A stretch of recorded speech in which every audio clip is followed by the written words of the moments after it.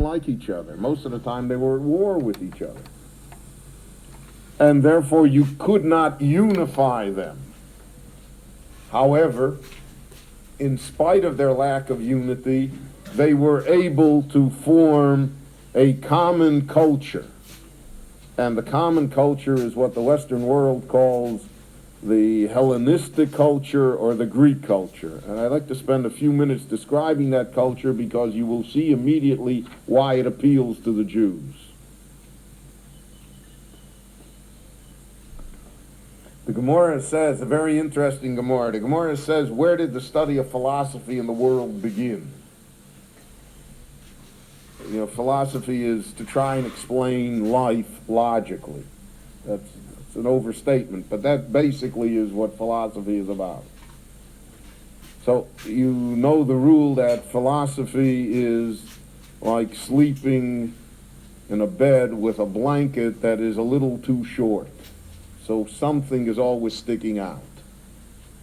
That's the problem with philosophy also. There has never been invented a philosophy that answers all the problems. Something is always sticking out. There's always a kasha at the end that is never answered. But in our time, philosophy has declined. We're more interested in technology. We're more interested in the how than in the why. And therefore, we send our children to advanced schools of education at which they will never be required to think about the nature of life or the nature of the world. They are only required to think, how do you build a better computer? How do you make more money? How do you build a more obsolete car? But the nature that a person should sit for 30 years and contemplate what is the nature of life, that is not very appealing in our time. But for many, many thousands of years in the Western world, that was the ultimate job. That was the highest form of wisdom, was a philosopher. Someone who contemplated these things. And in the Eastern religions, even today, those are the gurus and all these guys, right? They're all contemplating their navel, thinking about how they're going to solve all the problems of the world and make it all fit into a system. Now, the great thing about philosophy is that one should not take it too seriously. Because if you take it seriously, you can go off your mind. Because it never comes out. There's the old story about the great philosopher who lies on his deathbed and his favorite disciple, seeing that this great man is about to leave the world, bends over to him and he says to him, Master, he said, tell us before you go, what is the secret of life? And the master, with his last breath, he croaks out, he says, life is a river. So the disciple repeats it, life is a river. And then the second disciple said, the master said, life is a river. And it goes all around the bed, all the way out the hall where everybody's lined up. And the master said, life is a river. In the back row, there's one guy, he says, what does he mean that life is a river? So it comes all the way back around. Everybody says, what does the master mean, life is a river? So the guy, the chief disciple, and now the master is really going, he's 90% gone. He says, before you go, he says, tell us, what does it mean life is a river? So the master says, so it's not a river. Now that's an excellent definition of philosophy, right? It's not a... But philosophy was taken not only seriously, it was the ultimate. So the Gemara says, where did philosophy begin in the world? So the Gemara says it begins with Shlomo hamelech.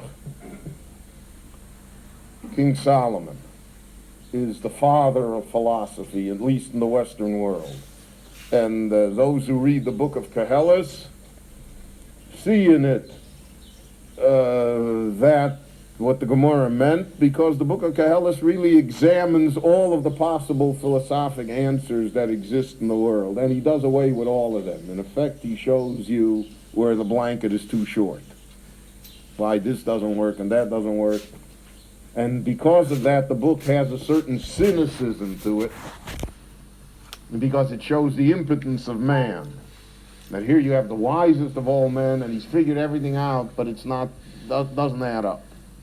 So the Gemara says that 300 wise men, and whenever the number 300 is used in the Gemara does not mean it literally. 300 is a Lashon Guzma, it means many. Many wise men, mechachmei Atuna, from the wise men of Athens, came to meet with Shlomo.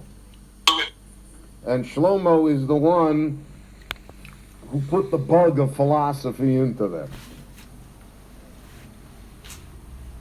He's the one that got them started on this idea. Because in the ancient world, the Greeks were a nation of philosophers. Not only a nation of philosophers, a philosopher was the most respected member of the community and the most dangerous member of the community, as we will see when Socrates is put to death. Today there would be no reason to put Socrates to death, because he wouldn't have much of a following. He would not be a threat to the government. But in the Greek world, a philosopher was held in such esteem that he was the single most subversive member of society if he wished to be. He alone could undermine the government. So the Gemara teaches us, that's the Jewish viewpoint, that philosophy is really an adjunct of Torah, and that it started its course in Western civilization under Jewish auspices, but that the Jewish people never really developed philosophy. It was given away to the Chachmei Atuna. It was given away to the wise men of Athens. They picked it up. And we will see that the Jews don't come back to philosophy until the early Middle Ages, when again they become almost the leaders in philosophic thought in the world. The Golden Age in Spain, the famous Jewish philosophers, beginning with Rabbeinu Sadia and the Rambam and the Ralbag and the Ramban and others, all of whom have made major contributions to philosophic thought and logic, but today, again, that doesn't really mean anything because we are not philosophically oriented. Now, the Greeks developed the idea of philosophy. Now, when the great thing about the Greeks, when the philosophers thought about it, they realized the problems of paganism. The Greeks had a system of paganism, the most advanced system of paganism in the world. Because what they did, and if anyone who has ever read Greek mythology understands what happened here. They took all of the bad habits of human beings and gave them to the gods. So that instead of man behaving like a god, they had God behave like a man, and not like a very nice man. There is a method to that madness. The method to the madness is that it absolves man of his sins. Hitler is no greater a murderer than Zeus. Zeus, when he's angry, kills out millions of people for no reason. Neptune, when he's angry, floods the world. It's nobody's fault. That was the basis of Greek paganism. No guilt. And therefore the gods lie and cheat and commit adultery and steal and do everything imaginable. In a world where the gods behave in that fashion, then you can never have any complaints to any human beings. Whatever we do is fine.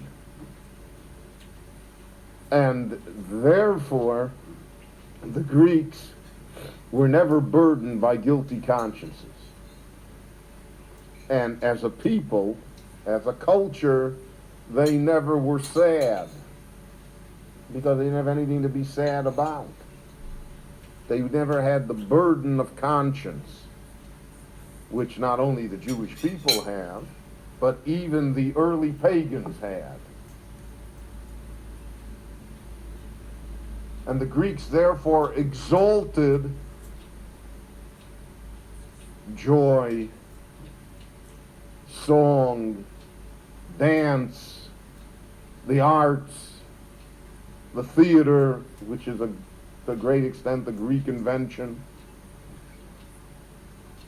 They exalted the human body. The Greeks removed all barriers to nudity. They removed all barriers to sexual behavior. The Greeks are the ones that first made homosexuality not only acceptable, but almost the norm in a civilization. Socrates is quoted by Plato as saying that it is the highest form of love. And the reason for all of this is because their system of beliefs allowed and encouraged such a viewpoint of life. So when you hear the statement that is attributed to the Epicureans, which was one group of Greek philosopher, that eat, drink, and be merry, for tomorrow we die, that in an oversimplified fashion represented Greek idea. Let's have a good time, and let's not be burdened by the rest of the world. Now, we would say deep down in our hearts that looks a little like our society. But there's one major difference. Our society still has the conscience of the Puritans hanging over us. And therefore, the more we eat, drink, and be merry, the more frightened we are that tomorrow we die. And that tension which exists in the Western world is probably a great deal of the reason for our mental illness problems, all of the problems in society. Because even though we behave in an unprincipled fashion, deep down there still is enough of a conscience left over from Christianity and the Western world system of morality that prevents us from really enjoying ourselves. The Greeks had none of those hang-ups.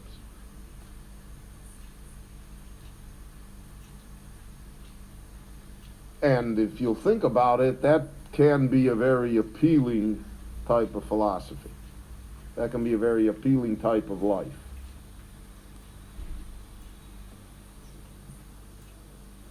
Organized sports was unknown in the world until the Greeks did it in the Olympiads. The Greeks didn't know that they could sell the rights to ABC television. Had they known that, they would have financed them much better. But that was a Greek idea by the Jews.